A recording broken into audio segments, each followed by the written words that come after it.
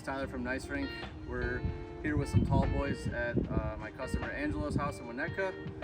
We're gonna show you how to connect the tall boys and assemble these. So you got your two stanchions and our skis. There's the tall board. Just wanna hold these right on the back. They can slide up the top in their spots. Gonna put the skis right behind it. Put your foot on, lift it up. They're gonna drop right into these two holes here, right there and there. Give it a little tap. That locks the ski in place. And then just goes together like a normal board.